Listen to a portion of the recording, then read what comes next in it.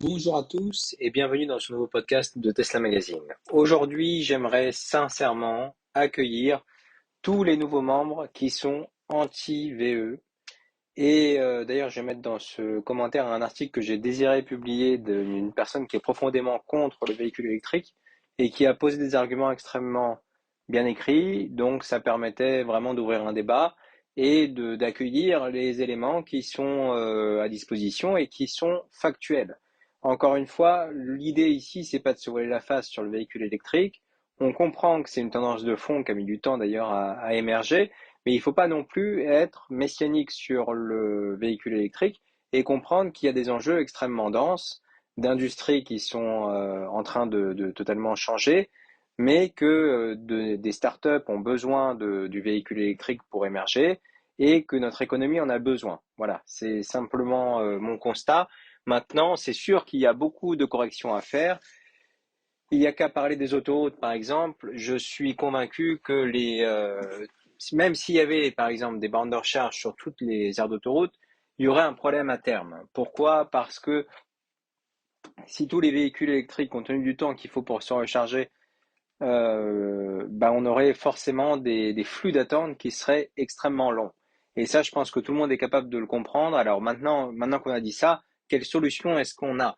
Et il y a beaucoup de solutions qui émergent, encore une fois, des startups qui réfléchissent à la problématique, qui serait par exemple de faire des corridors ou des ascenseurs pour se recharger. Tout simplement, si vous voulez visualiser la chose, imaginez des couches de voitures qui sont entassées dans des parkings sur plusieurs étages sur les aires d'autoroute. Et il y aurait une sorte de tourniquet, de colimaçon pour que les voitures se rechargent peut-être automatiquement. Je pense que dans ce cadre-là, une machine serait capable de présenter le câble de rechargement au port de recharge, ce qui serait peut-être une solution d'avenir.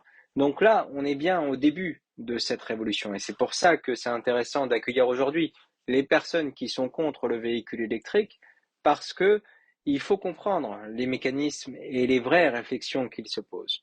Il ne faut pas, bien entendu, discuter avec les personnes avec qui on ne peut pas discuter parce qu'il y a pas d'argument ou il n'y a pas de répondant, mais il faut savoir écouter et donner la parole à ces gens-là. Donc aujourd'hui, j'aimerais sur la chaîne YouTube de Tesla Magazine, parce que je sais que globalement, ce que je constate, c'est que l'opinion est contre le véhicule électrique. Voilà, massivement, il y a plus de personnes qui veulent être contre le véhicule électrique que pour le véhicule électrique. Dans les personnes en capacité d'acheter, j'entends. Nous voyons que les véhicules électriques restent chers, donc ils ne sont pas accessibles à tout le monde. Et parmi ces gens qui pourraient en acheter, il y a quand même une opinion qui est majoritairement contre, et il faut comprendre pourquoi. Donc je vous invite tous à réagir en commentaire et nous expliquer pourquoi vous êtes contre le véhicule électrique. Qu'est-ce qui ne va pas? Qu'est-ce qui ne vous plaît pas dans cette idée du véhicule électrique ou dans l'idée que vous faites de l'automobile en général? Parce que, encore une fois, c'est important de pouvoir préciser vos arguments pour qu'on puisse répondre des contre-arguments et majoritairement, vous expliquez qu'aujourd'hui, on parle d'une révolution électrique.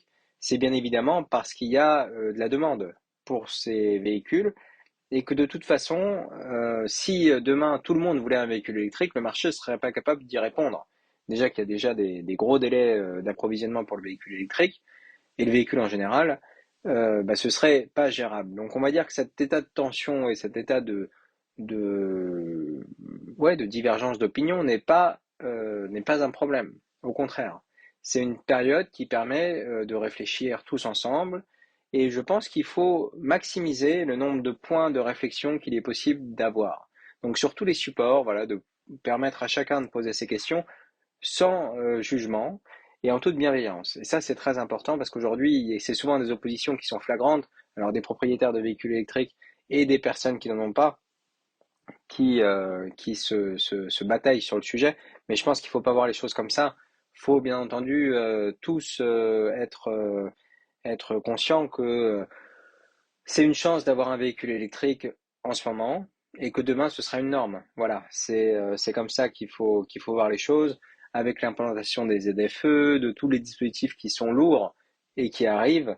Je pense que c'est plus qu'important de communiquer. Donc n'hésitez pas en commentaire encore une fois à préciser vos opinions et à expliquer concrètement pourquoi vous êtes contre le véhicule électrique. Bien entendu, tous les commentaires qui seront malveillants seront supprimés, mais vous vous en doutez, pour laisser la place effectivement aux commentaires qui seront positifs.